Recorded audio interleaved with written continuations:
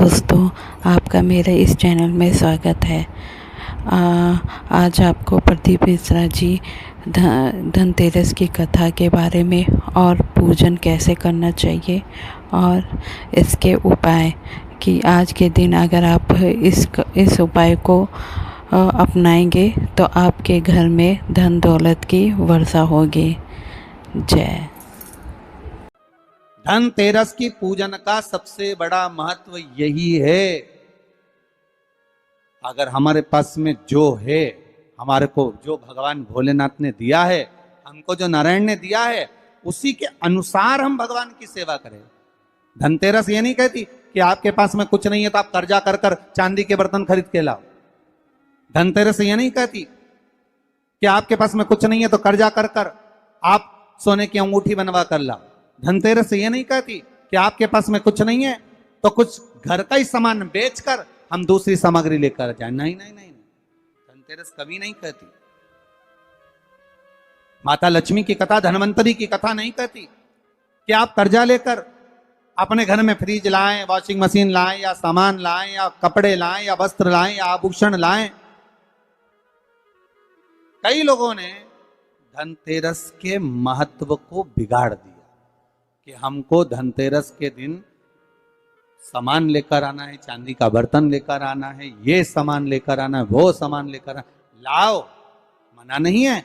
धनतेरस का दिन ही है, धनवंतरी का दिवस ही है, क्योंकि धनवंतरी देव जब मंथन के समय पर प्रकट हुए थे महाराज, शरद पूर्णिमा के दिन जब मंथन हुआ था तो उसमें चंद्र प्रकट हुए थे। मंथन का क्रम प्रारंभ हुआ, कार्तिक की द्वादशी के दिन जो मंथन हुआ उसमें कामधेनु गाय प्रकट हुई और मंथन प्रकट हुआ। त्रयोदशी आई, धनवंतरी देव प्रकट हो गए, जिनके एक हाथ में शंख है, दूसरे हाथ में चक्र है, तीसरे हाथ में सुंदर औषधि है और चौथे हाथ में सुंदर अमृत का कलश है। स्वयं धनवंतरी देव प्रकट होते। और ये धनवंतरी है कौन? भगवान विष्णु का ही एक अंश।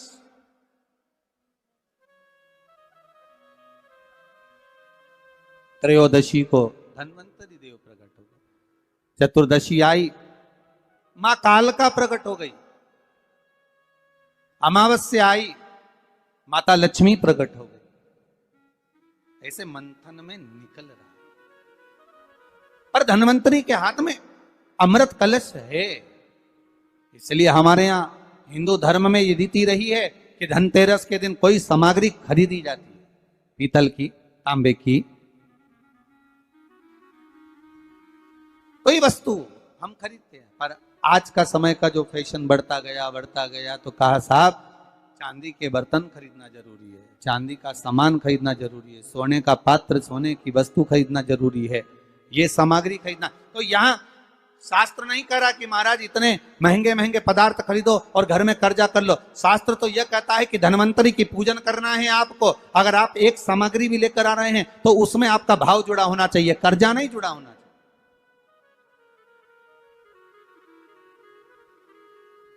मेरा निवेदन रहेगा घर के बच्चों से भी, घर की माताओं से भी, घर की बहुओं से भी, घर की बेटियों से भी, आपके पिता, आपके घर के बुजुर्ग, आपके घर के बड़े, जिनकी जितनी सामर्थ्यता है और सामर्थ्यता के अनुसार अगर वो आपके यहाँ पर एक तांबे की एक प्लेट भी लाकर दे रहे हैं, तांबे का एक पात्र भी लाकर दे रहे हैं, एक छोटा सा वस्तु भी लाकर दे रहे हैं, तो आप समझना कि धनवंतरी देवता की कृपा हुई है और हमारे घर में आज ये वस्तु प्राप्त हुई, हमारे घर में आज ये वस्तु आई है।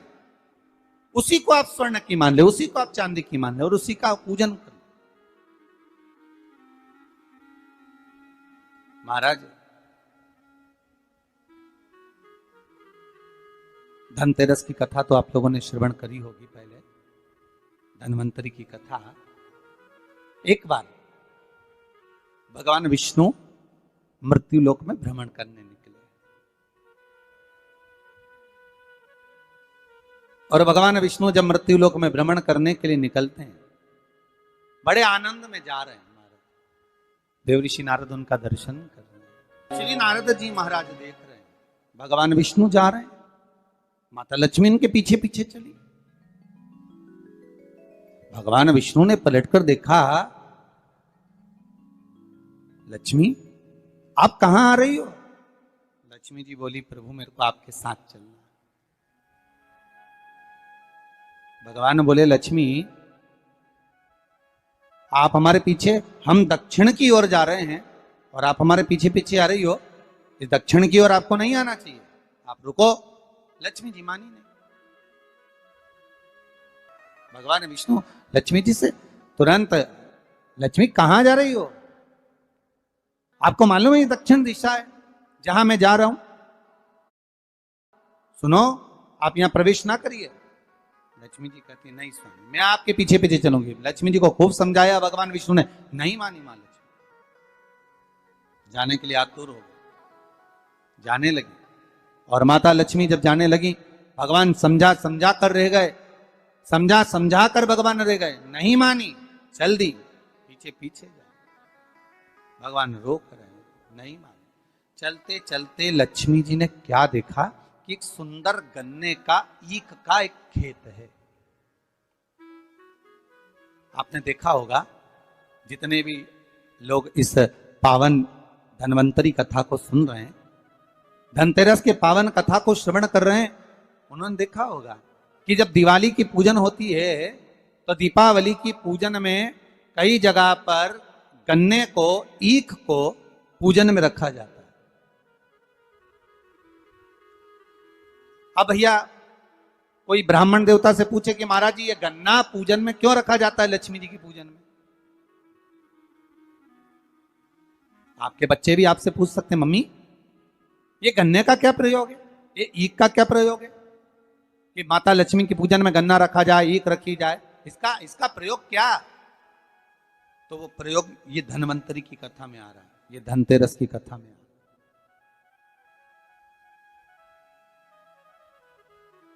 महाराज हिंदू धर्म के अंतर्गत भगवान की पूजन में जो जो सामग्री चढ़ती है उसका कहीं ना कहीं कुछ ना कुछ प्रमाण जरूर रहता है, जरूर।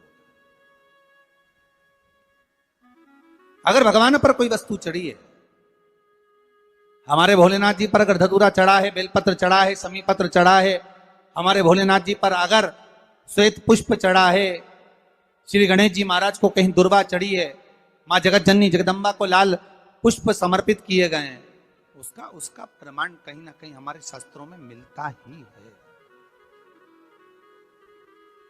उसका प्रमाण हमारे शास्त्रों में मिलेगा।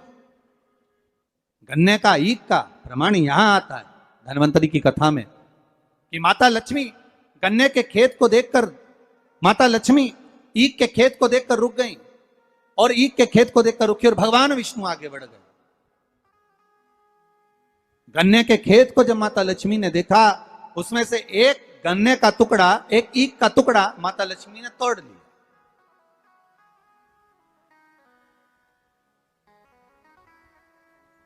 अब जब गन्ने का टुकड़ा तोड़ा, ईख का टुकड़ा जब माता लक्ष्मी ने तोड़ लिया, तब उस गन्ने को तोड़कर माता ने मुख में उसको खाना, चबाना चालू करा। उस गन्ने का रस माता प्राप्त करने लगी।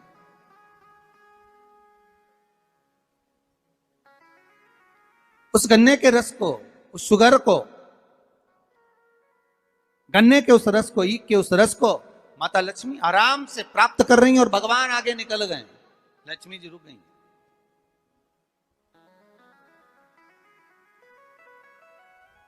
देखा माने, स्वामी तो आगे चले गए, स्वामी ने पलटकर देखा लक्ष्मी गई कहां।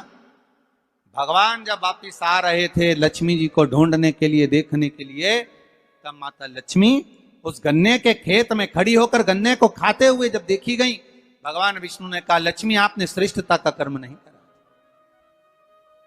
बहुत सुंदर प्रसंग है महाराज जी, ध्यान दीजिएगा। किसी के खेत में चना लग रहा है, किसी के खेत में गन्ना लग रहा है, किसी के खेत में कोई फसल लग रही है, खेत के मालिक से बिना पूछे अगर तोड़ ली जाती है, प्राप्त कर ली जाती है और उसका सेवन कर लिया जाता है, तो उसका भी दोष हमारा हिंदू धर्म बताता है, हमारे शास्त्र बताते हैं कि उसका भी दोष है। पहले भी कथा में कहा,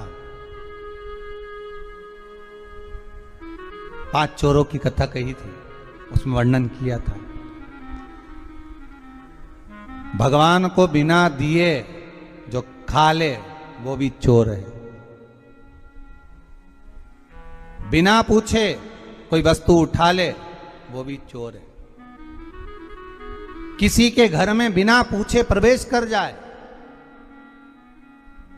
आपने दरवाजा नहीं बजाया, आवाज नहीं लगाई, बेल नहीं बजाई और आप घर में प्रवेश कर गए, चोर। चौथा, महाराज किसी का सामान रखा था, बिना पूछे उठा लिया गया, रख लिया गया, वो भी एक चोर है। और पांचवा, माता पिता को दिए बिना जो एकांत में अपने कमरे में जाकर खा ले वो भी चोर है। परमात्मा को दिए बिना, माता पिता को दिए बिना, घर के बुजुर्गों को, घर के बड़ों को दिए बिना भक्षण कर लेना, पा लेना, वो भी चोरी। उन 5 चोर में एक चोर का प्रमाण यहां पर आ जाता है महाराज जी कि किसी के खेत में, किसी के भवन में, किसी के घर में अगर आप प्रवेश कर रहे हो, किसी की कोई वस्तु रखी हुई है, उसको पहले आज्ञा लीजिए, पूछिए क्या हम ये ग्रहण कर सकते हैं, क्या हम ये ले सकते हैं। किसी के घर में प्रवेश कर रहे हो तो पहले आवाज लगाइए, दरवाजा बजाइए, बेल बजाइए, क्या मैं अंदर आ सकता हूं, क्या मैं प्रवेश कर सकता हूं। प्रवेश कर।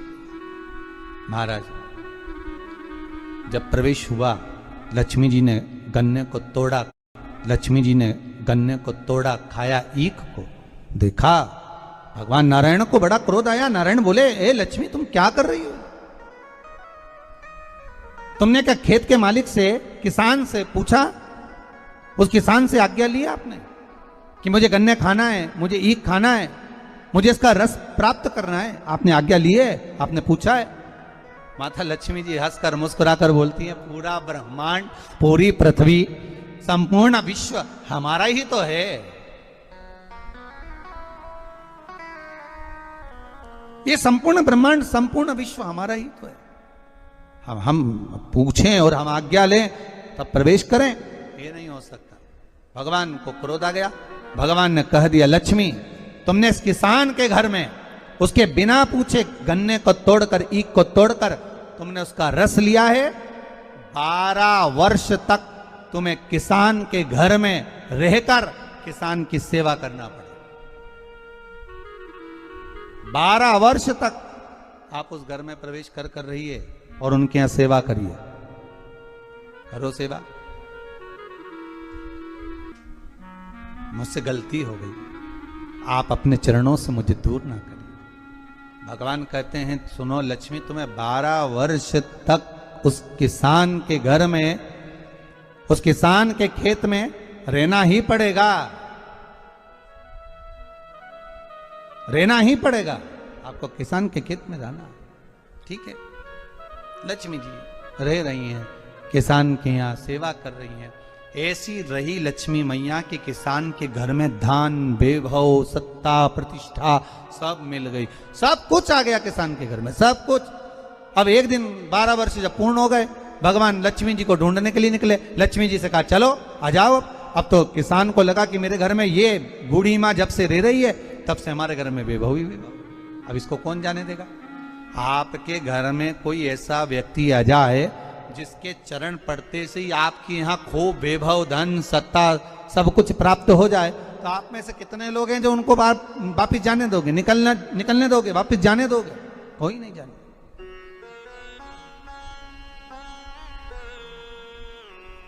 महाराज कौन जाने दे? थोड़ा और रुक जाइए, और रुकिए, और रुकिए।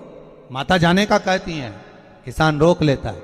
एक दिन भगवान विष्णु ही आ गए उस किसान के घर पर, और भगवान नारायण किसान के घर पर पहुंचे और पहुंचकर कहा, अब हमको ये लक्ष्मी है, हमें जाना है, आप हमको जाने दीजिए। किसान को कहा, किसान पहचान नहीं पा रहा, भगवान बुजुर्ग का रूप रख कर आए। जैसे लक्ष्मी एक बूढ़ी का रूप रखकर सेवा कर रही है, उसी तरह किसान भी बूढ़े का रूप रखकर सेवा कर रहा है। महाराज भगवान ने किसान को कहा कि तुम गंगा नहा कर आओ, तब हम जाएंगे। गंगा नहाते समय किसान के हाथ में कौड़ी दे दी। 4 कौड़ी लेकर किसान गंगा नहाने गया। जैसे ही गंगा जी में कौड़ी डालने को कहा, गंगा मैया प्रकट हो गई। किसान पूछता है आप कौन? गंगा जी कहती हैं मैं विष्णुपदी गंगा हूं। आप क्यों प्रकटी हो? गंगा जी ने कहा आपको मालूम है ये कौड़ी किसने दी है? नहीं, तुम्हारे घर में जो है वो नारायण है, नारायण ने दिया। अब दौड़ कर गया और नारायण के चरणों को पकड़कर कहा नाथ आप क्यों आए हो ये तो बताओ। भगवान ने कहा आपको मालूम नहीं, मैं लक्ष्मी को लेने आया हूं, पर लक्ष्मी को तो मैं अपने यहां रखना चाहता हूं नाथ, मैं इसको छोड़ नहीं सकता।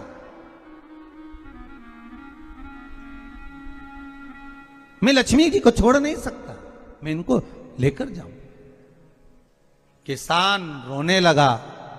तब भगवान नारायण ने धनतेरस की पूजन का महत्व समझाया। तब भगवान ने धनतेरस की पूजन का महत्व समझाया। सुनो किसान, मृत्यु लोक में रहने वाला मानव अगर धनवंतरी की पूजन करता है, धनतेरस के दिन कार्तिक महीने में पड़ने वाली सुंदर त्रयोदशी तिथि को जो धनवंतरी की पूजन करेगा, उसके घर से लक्ष्मी कभी बाहर नहीं जाएगी। नारायण जैसे बोले तो किसान तुरंत प्रसन्न हो गया। प्रभु प्रभु आप मुझे वो उपाय, आप मुझे वो पूजा का प्रयोग, आप मुझे वो महत्व उस धनवंतरी पूजन का, उस धनतेरस की पूजन का बता दीजिए, जिससे मेरा कल्याण हो जाए, जिससे मेरा उद्धार हो। भगवान विष्णु बोले किसान सुनो, ये धनवंतरी मेरा ही एक अंश होता है। जैसे मेरे हाथ में शंख चक्र गदा पद्म सब धारण करा हुआ हूं, उसी तरह धनवंतरी का स्वरूप का यदि आप दर्शन करेंगे, आप धनवंतरी के चित्र का अगर दर्शन करेंगे तो एक हाथ में उनके भी चक्र है, एक हाथ में उनके शंख है, एक हाथ में उनके औषधि है, एक हाथ में उन्हें अमृत का कलश है, और भगवान स्वयं नारायण का अंश प्रकट हो रहा है। बोल धनवंतरी भगवान की, धनवंतरी भगवान की। कहते हैं धनवंतरी भगवान का प्रागट्य जब हुआ था तो भगवान शंकर ने धनवंतरी देव को देखकर कहा वाह रे प्रभु वाह, क्या सुंदर स्वरूप धारण कर आए हो प्रभु। जब मेरे लिए विष लेकर आए थे तब एक आनंद दूसरा था, पर आज अमृत लेकर आए उसका आनंद दूसरा है। बहुत अलग अलग बातें महाराज जी। शिव महापुराण की कथा कहती है 2 तरह की वाणी होती है, एक में आपने क्रोध कर दिया, अपशब्द कह दिया, ताना दे दिया, गालियां दे दी, और एक शब्द अमृत का मीठा बोल दिए, प्रेम की वाणी बोल दी, उसका एक आनंद दूसरा है, उसका एक संबोधन दूसरा है। एक विष लेकर आ रहा है, एक अमृत लेकर आ रहा है। शिव जी कहते हैं जो अमृत लेकर आ रहा है उसका आनंद ही दूसरा है, उसके चेहरे की चमक ही दूसरी है। भगवान विष्णु कहते हैं सुनो किसान, मैं आपको धनवंतरी पूजन का विधान बताता हूं। भगवान कहते हैं किसान, सुंदर कृष्ण पक्ष की त्रयोदशी को कार्तिक के महीने में धनवंतरी देव का पूजन, धनतेरस का पूजन माना जाता है। सुनो किसान, एक सुंदर भूमि पर देसी गाय का गोबर से लीपन कर कर, अगर गाय का गोबर ना मिले सुंदर जल से लीपन कर कर, वहां एक सुंदर चौक को पूर कर, आप सभी को ज्ञात होगा कि चौक पूरने में रंगोली का प्रयोग नहीं होता। आप लोगों को मालूम होगा चौक पूरने में आटा और हल्दी का प्रयोग होता है। काय का प्रयोग होता है? आटे और हल्दी का प्रयोग। आटे हल्दी का प्रयोग क्यों होता है? क्योंकि आटा समृद्धि को बढ़ाता है, लक्ष्मी वैभव को बढ़ाने वाली हल्दी होती है। इसलिए जब चौक पूरा जाता है भूमि पर तो चौक पूरते समय आटा हल्दी का प्रयोग करते हैं। थोड़ा सा चावल का दाना या गेहूं का दाना रख दिया जाता है, उसके ऊपर एक सुंदर चौकी, एक चौरंग, एक पाटा रख दिया जाता है। भगवान विष्णु बता रहे हैं किसान को धनतेरस के पूजन का वर्णन, और जो भगवान विष्णु ने बताया है वही पूजन का वर्णन आप लोग श्रवण कर रहे हैं। आज धनतेरस का प्रयोग कर पूजन करें और शिव महापुराण के इस भाव को, विष्णु पुराण के इस भाव को, स्कंद पुराण के इस भाव को आप धारण करें और जो विधान भगवान विष्णु बता रहे हैं उसके हिसाब से, उसके अनुसार आप लक्ष्मी का पूजन, धनतेरस का पूजन करें। चौकी लगाएं, चौरंग लगाएं, पाटा लगाएं, उस पाटे पर एक सुंदर लाल वस्त्र धारण करा दें, लाल वस्त्र बिछा दें। एक थाली लें, उस थाली पर कंकु से, रौली से, कुंकू से गिला कर स्वस्तिक का निर्माण कर दें। स्वस्तिक का निर्माण कर घर में अगर चांदी का सिक्का हो, अगर चांदी का सिक्का नहीं हो, चांदी का कॉइन नहीं हो, तो अपने घर का 1 का सिक्का, 2 का सिक्का, 5 का सिक्का, 10 का सिक्का, जो भी आपके घर में हो वो कॉइन ले लें महाराज, उसको थाली के अंदर रख दें स्वस्तिक के ऊपर। फिर उसका स्मरण करें। आटे के 7 दिए बनाएं, एक थाली में, एक प्लेट में रख लें, घी के दिए बनाएं और उसमें सुंदर बाती को लगा दें। ध्यान दीजिएगा, इसमें जो बाती लगेगी वो लंबी बाती लगेगी। लक्ष्मी जी की पूजन में जितनी भी बाती लगे वो लंबी लगे। महाराज घी के दिए लगा दें 7, सातों दियों को प्रज्वलित कर लें, प्रकट कर लें। एक दिया तेल का लगा लें। तेल का जो दिया लगाया है, जहां पर आपने सिक्का रखा है, कॉइन रखा है, उसका लेफ्ट हैंड, मतलब आप ऐसे बैठे हो तो आपका सीधा हाथ की ओर आप तेल का दिया लग दें। और जो 7 दिए आपने लगाए हैं वो लक्ष्मी जी के राइट हैंड, मतलब आपका लेफ्ट हैंड हो गया, लक्ष्मी जी का राइट हैंड, आपका लेफ्ट हैंड हो गया, आपका उल्टा हाथ। वहां पर 7 दिए जो आपने प्रज्वलित करे हैं वो प्लेट में रख दें। सुंदर थाली जो आपने पूजन की तैयार करी है, उसमें कुंकू, रोली, हल्दी, अबीर, गुलाल, चंदन, मौली, लाल धागा, मौली, अमरबेल के टुकड़े, कमलगट्टे, हल्दी की गांठ, सुंदर भाव में उसको रख। जल का पात्र सुंदर आनंद से, जो क्वाइन चांदी का और देसी क्वाइन आपने जो रखा है उसका जल से पूजन करें। लक्ष्मी पूजन का समय अलग अलग होता है, पर धनतेरस की पूजन का जो समय है वो प्रदोष काल से प्रारंभ हो जाता है। कब से प्रारंभ हो जाता है? प्रदोष, क्योंकि शिव के द्वारा निर्मित है लक्ष्मी पूजन का भाव। महाराज क्वाइन का पूजन करें, कंकु आदि से पूजन करने के बाद दोनों सिक्कों को उठा लें। दोनों क्वाइन, जो चांदी का सिक्का है और जो देसी क्वाइन है, उसको उठाकर उस पर जो कलेवा है, मौली है, नाड़ा है, लच्छा है, उसको लपेटना प्रारंभ कर दें और उसको लपेटें। पहले चांदी का सिक्का लपेट दे, फिर देसी सिक्का जो आपने रखा है, 1, 2, 5, 10 का जो सिक्का रखा है उसको लपेट, थाली में उसको रख लें। फिर वापस उस पर जल का छींटा देकर उसका पूजन करें। महाराज हल्दी, रौली, मौली, चंदन आदि लगाकर सुंदर भाव से चावल को हल्दी में भिगो लें और पीले चावल कर उल्टे हाथ में चावल लेकर माता लक्ष्मी के ऊपर जो 2 सिक्के रखे हैं उनका पूजन करें।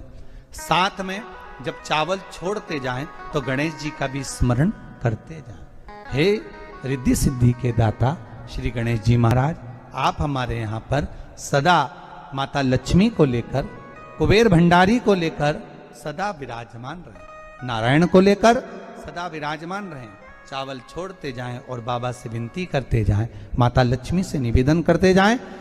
भगवान शिव का स्मरण करें, भगवान नारायण का स्मरण करें, माता लक्ष्मी का स्मरण करें, रिद्धि सिद्धि के दाता भगवान श्री गणेश जी महाराज का स्मरण करें, छोड़ते जाएं। जब चावल पूर्ण छोड़ देवें, पूजन पूरी तरह से हो जाए, तब महाराज 7 सुंदर आनंद से अमरबेल के टुकड़े, अमरबेल वृक्ष पर एक पीले कलर की बेल चलती है, पीली, उसमें पत्ते नहीं होते, वो किसी भी वृक्ष पर डली रहती, वो अमरबेल कहलाती।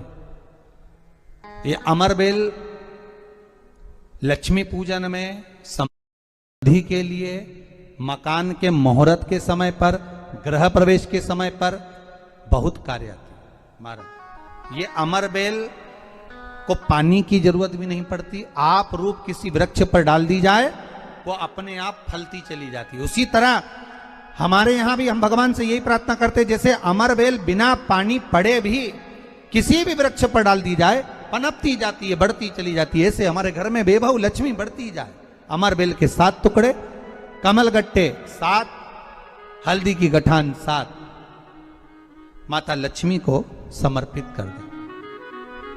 दोनों हाथों में हल्दी पिसी हुई लीजिए और माता लक्ष्मी के ऊपर उसे चढ़ाना प्रारंभ कर दीजिए। 7 बार पिसी हुई हल्दी वो सिक्कों पर चढ़ा दें, अपनी मनोकामना कर कर अपने घर में माता लक्ष्मी को विराजमान करने के लिए। जब हल्दी पूर्ण चढ़ जाए, हाथ में कुंकू ले लीजिए, रोली ले लीजिए, उस रोली कुंकू को भी माता लक्ष्मी को समर्पित करिए।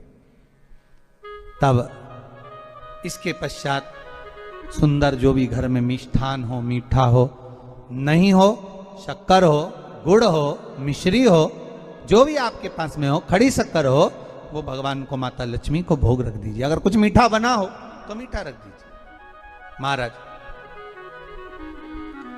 घर में संपूर्ण पूजन कर कर आपके घर में जो देवालय में भगवान बैठे हैं उनका भी पूजन करिए।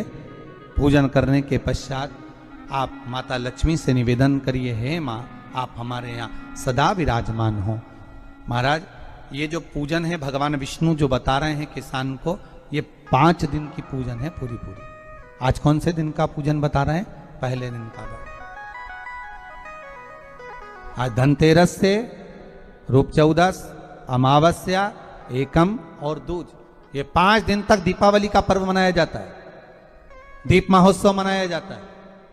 पूजन करने के बाद जो 7 दिए आपने प्लेट में रखे हैं, थाली में रखे हैं पूजन के लिए घी के, उन 7 दियों से माता लक्ष्मी की आरती उतारिए।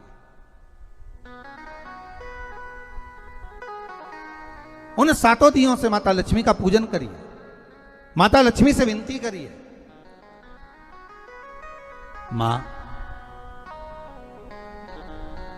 हम आपके पुत्र हैं, मां आप हमारे घर का रास्ता भूल गई हो, मां बहुत कष्ट है, बहुत दुखी है मां। पर भगवान शिव पर विश्वास कर कर, कुबेर भंडारी पर, कुबेरेश्वर महादेव पर विश्वास कर कर, भगवान नारायण के सुंदर प्रसंगों पर विश्वास कर कर, मां भगवान शंकर का अनुमोदन कर कर, हे मां आप हमारे घर में विराजमान हो, मां आप हमारे मार्ग को, हमारे घर को, हमारे घर के रास्ते को, हमारे घर के द्वार को आप भूल गई हो मां।